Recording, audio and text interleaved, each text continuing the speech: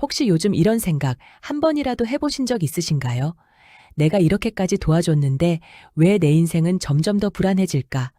자식한테 돈을 준 게 잘못이었을까? 아니면 부모로서 당연한 일을 한 걸까?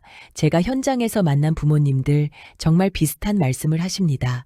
자식이 힘들다니까 그냥 외면을 못 하겠더라. 손주 생각하면 계산이 안 되더라. 이번 한 번만 도와주면 괜찮아질 것 같더라. 그런데 이상합니다. 도와줄 때마다 마음은 편해지기는커녕 오히려 더 불안해집니다. 통장은 줄어드는데 자식 인생은 나아지는 것 같지도 않습니다. 그리고 어느 순간 이런 말이 입 밖으로 나옵니다. 나는 아직 괜찮아. 나는 좀 참아도 돼. 부모니까. 그런데요, 그 아직 괜찮다는 말 때문에 노후가 무너지는 부모님들을 저는 너무 많이 봤습니다. 자식은 나쁜 사람이 아닌데, 부모도 바보가 아닌데, 이상하게 부모만 계속 손해를 보는 구조. 왜 이런 일이 반복되는 걸까요? 왜 유독 부모 세대만 돈 앞에서 이렇게 약해지는 걸까요? 오늘은 자식에게 돈을 퍼주다가 노후가 흔들리는 부모들의 공통된 패턴을 하나씩 아주 솔직하게 이야기해 보려 합니다. 이 이야기가 불편하게 느껴진다면 아마 남의 이야기가 아닐 가능성이 큽니다. 부모님들 이상하게도 자식 문제만 나오면 기준이 무너집니다. 평소에는 1,000원, 2,000원에도 계산 잘 하시던 분들이 자식 이야기만 나오면 통장부터 먼저 떠올립니다. 69살 김성수 어르신 이야기부터 해보겠습니다. 이분은 평생 공장 다니면서 허리 한번 제대로 펴본 적 없이 일하신 분입니다. 퇴직하고 나서 이제 좀 쉬나 싶었는데 아들이 사업을 시작한다고 했습니다. 처음에는 말렸다고 하셨어요. 위험하다. 요즘 경기가 어떤데? 그런데 아들이 이런 말을 합니다. 아버지, 이번 한 번만 도와주세요. 이거 잘 되면 다 갚을게요. 그 말을 듣는 순간 김성수 어르신 머릿속에는 사업 계획서가 아니라 어릴 적 아들 얼굴이 떠올랐다고 합니다. 비 오는 날 우산 씌워주던 기억, 아플 때 병원 데려가던 기억. 그렇게 노후 자금에서 일부를 꺼내주셨습니다. 문제는 그게 끝이 아니었다는 겁니다. 몇 달 뒤 경기가 생각보다 안 좋다며 조금만 더 도와달라는 연락이 옵니다. 이번이 진짜 마지막이라고, 여기만 넘기면 된다고. 부모는 압니다. 이 말이 처음이 아니라는 걸. 그래도 또 도와줍니다. 왜냐하면 안 도와줬을 때 벌어질 최악의 상황이 머릿속에 먼저 그려지기 때문입니다. 아들이 망하면 어떡하지? 빚더미에 앉으면 어떡하지? 우리 때문에 인생이 꼬이면 어떡하지? 이 불안이 부모를 움직입니다. 여기서 중요한 게 있습니다. 부모님들, 이건 사랑이 없는 게 아닙니다. 너무 많은 사랑입니다. 문제는 사랑의 방향이 현실을 이기지 못할 때 생깁니다. 자식에게 돈을 주는 부모들의 첫 번째 공통점은 자식의 인생을 아직도 내가 책임져야 한다고 믿고 있다는 겁니다. 머리로는 압니다. 이제 성인이고, 이제 자기 인생이라는 걸. 그런데 마음은 여전히 보호자 자리에 서 있습니다. 그래서 자식의 실패를 내 실패처럼 느낍니다. 자식의 빚을 내가 막아줘야 할 사고처럼 받아들입니다. 그런데요, 여기서 아주 냉정하게 하나 짚고 가야 합니다. 부모가 대신 책임져준 인생은 절대 단단해지지 않습니다. 이건 자식을 탓하는 이야기가 아닙니다. 사람은 자기가 감당한 무게만큼만 성장합니다. 부모가 계속 아래에서 받쳐주면 자식은 넘어지지 않을 수는 있어도 혼자 서는 힘은 생기지 않습니다.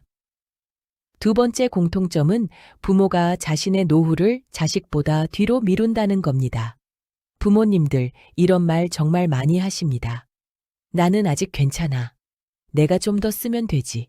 내가 안 쓰면 돼. 하지만 노후라는 건 지금 괜찮다고 해서 나중에도 괜찮은 게 아닙니다.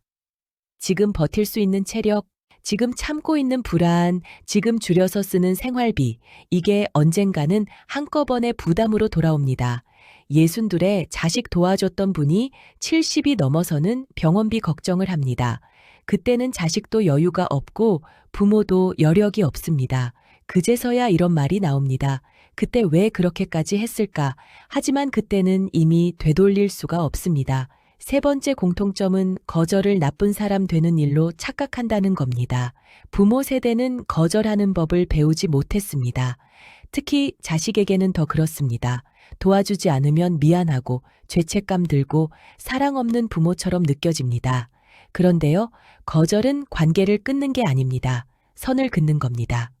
선을 긋지 못한 관계는 결국 누군가가 무너질 때까지 계속 흘러갑니다. 부모가 먼저 무너지는 경우가 압도적으로 많을 뿐입니다. 여기까지 들으시면서 이런 생각 드실 수도 있습니다.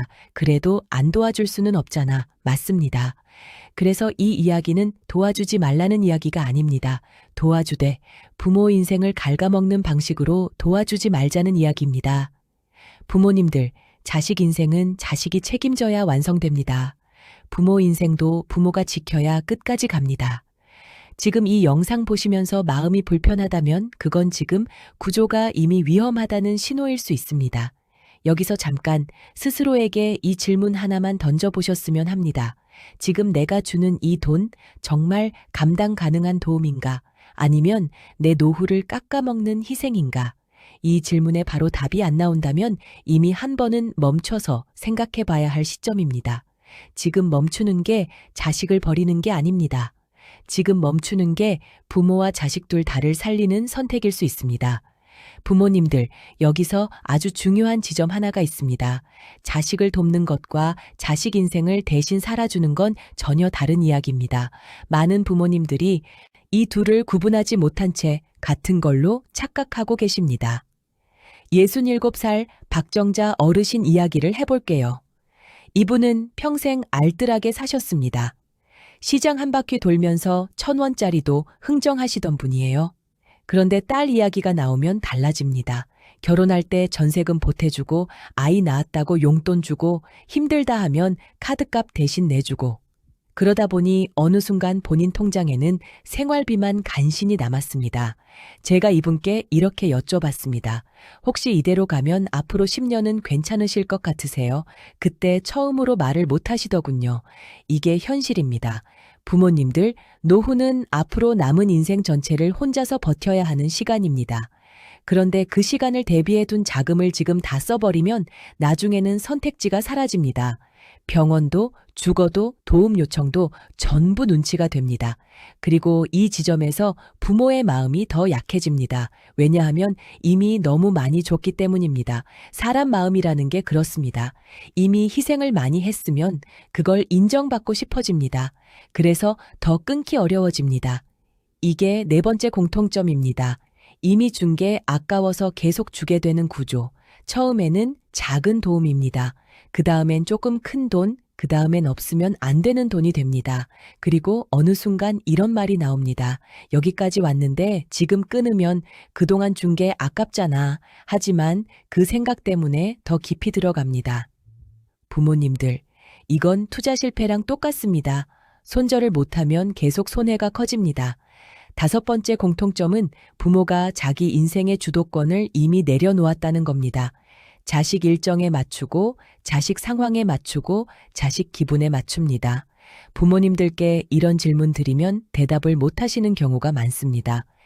요즘 내가 뭘 좋아하는지, 요즘 내가 뭘 하고 싶은지 전부 자식 이야기로 덮여 있습니다.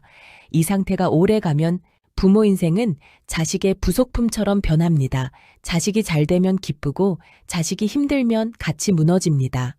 그런데요, 이 구조에서 끝까지 행복한 사람은 거의 없습니다. 자식도 부담스럽고 부모도 억울해집니다. 그래서 관계가 틀어지는 겁니다. 돈 때문이 아니라 기대와 희생이 쌓여버렸기 때문입니다. 여기서 꼭 짚고 가야 할 말이 있습니다. 부모님들, 자식에게 돈을 준다고 해서 사랑이 늘어나지는 않습니다. 사랑은 돈으로 증명되는 게 아닙니다. 그리고 돈으로 유지되는 관계는 언젠가 반드시 금이 갑니다. 그럼 도대체 어디까지가 도움이고 어디부터가 희생일까요? 기준은 생각보다 단순합니다. 이 돈을 주고 나서도 내 노후 계획이 흔들리지 않는가? 병원비, 주거비, 생활비를 여전히 감당할 수 있는가? 이 질문에 조금이라도 망설여진다면 그건 이미 위험 신호입니다. 부모님들, 자식은 부모가 망가지는 걸 원하지 않습니다. 다만 부모가 어디까지 가능한지를 모를 뿐입니다. 그래서 부모가 먼저 선을 보여줘야 합니다. 나는 여기까지다. 이 이상은 힘들다. 이건 미안하지만 어렵다. 이 말은 차갑게 하는 말이 아닙니다. 정직하게 하는 말입니다. 이 정직함이 없으면 관계는 언젠가 폭발합니다. 지금 이 영상을 보시는 분들 중에 마음이 무거워진 분들 계실 겁니다. 괜히 봤나 싶을 수도 있습니다. 그런데요, 이 불편함은 지금 멈출 수 있는 마지막 기회일지도 모릅니다. 노후가 무너지고 나서 후회하는 분들은 다 같은 말씀을 하십니다. 그때 누가 한 번만이라도 말려줬으면 좋았을 텐데. 오늘 이 영상이 그 역할을 했으면 합니다. 지금부터 거창하게 바꾸지 않아도 됩니다. 당장 싸우지 않아도 됩니다. 다만 이 질문 하나는 계속 마음에 남겨두셨으면 합니다. 이 선택이 나를 살리는 선택인가, 아니면 나를 조금씩 지우는 선택인가? 부모가 살아야 관계도 오래 갑니다. 부모 인생이 있어야 자식 인생도 숨을 쉽니다. 여기까지 들으셨다면 이 영상이 남의 이야기는 아닐 겁니다. 지금 이 아래 댓글에 길게 쓰실 필요 없습니다. 딱 한 줄이면 충분합니다. 요즘 가장 힘든 게 자식 문제인지 돈 문제인지 아니면 마음 문제인지 한 줄만 남겨주세요. 이 채널은 부모를 죄인 만들지 않습니다. 자식을 적으로 만들지도 않습니다. 조금 덜 아프고 조금 덜 억울하고 조금 더 오래 자기 인생으로 살 수 있게 돕는 게 목적입니다.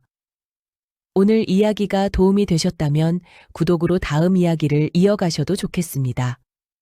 부모 인생은 아직 끝나지 않았습니다. 지금부터 다시 기준을 세워도 늦지 않습니다.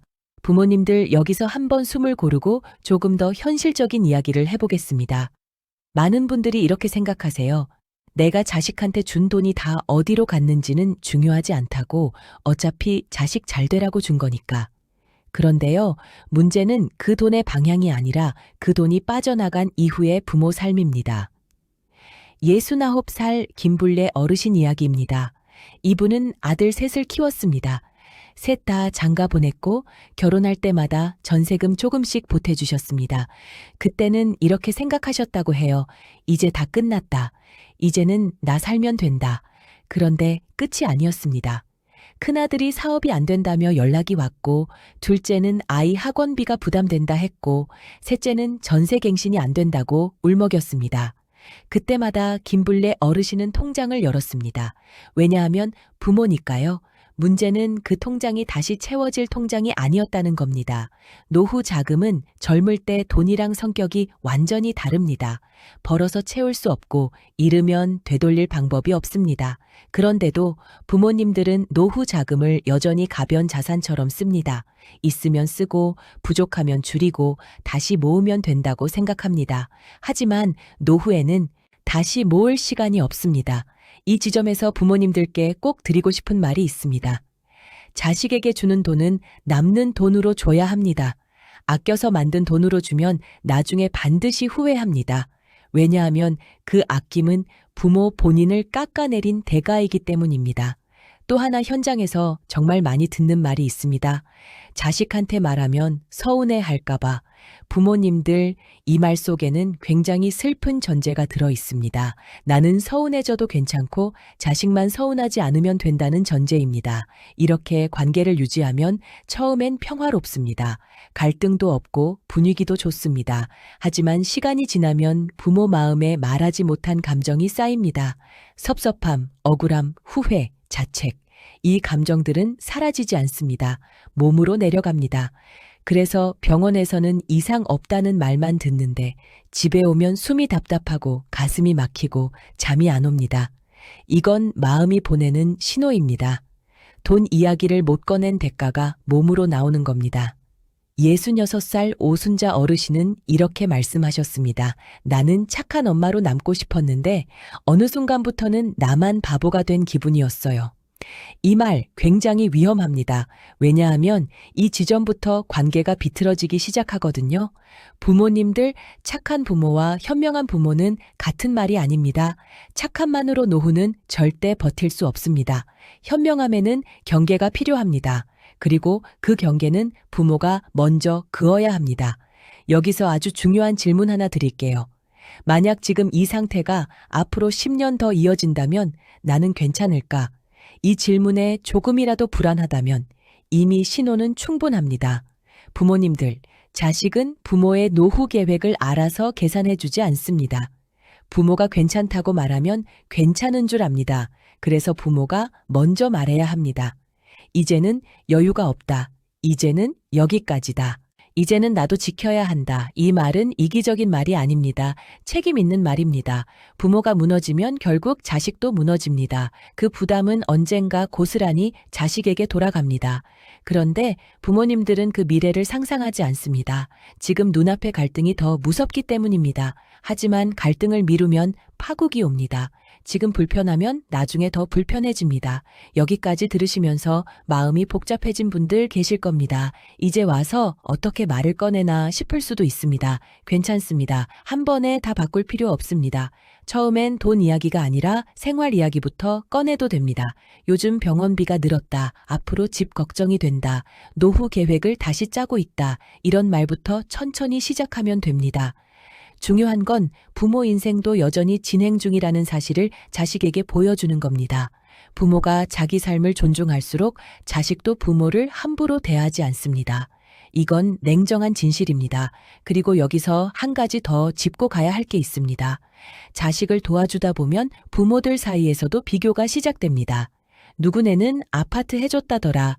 누구네는 사업자금까지 대줬다더라. 그 비교가 부모를 더 무너뜨립니다. 부모님들, 남의 자식 인생과 내 노후는 비교 대상이 아닙니다. 누군가 더 줬다고 해서 그게 정답이 되지 않습니다. 누군가 덜 줬다고 해서 그게 실패도 아닙니다. 정답은 내가 끝까지 버틸 수 있는가입니다. 여기까지 오셨다면 이제 방향은 분명합니다. 자식을 끊어내라는 이야기가 아닙니다. 사랑을 줄이라는 말도 아닙니다. 사랑의 방식이 이제는 바뀌어야 한다는 이야기입니다. 돈 대신 말로 돕고 희생 대신 기준을 세우고 미안함 대신 정직함을 선택하는 것. 이게 노후에 필요한 부모의 태도입니다. 부모님들, 여러분 인생은 이미 충분히 애썼습니다. 이제는 조금 덜 퍼주고 조금 더 지키셔도 됩니다. 그건 욕심이 아니라 권리입니다.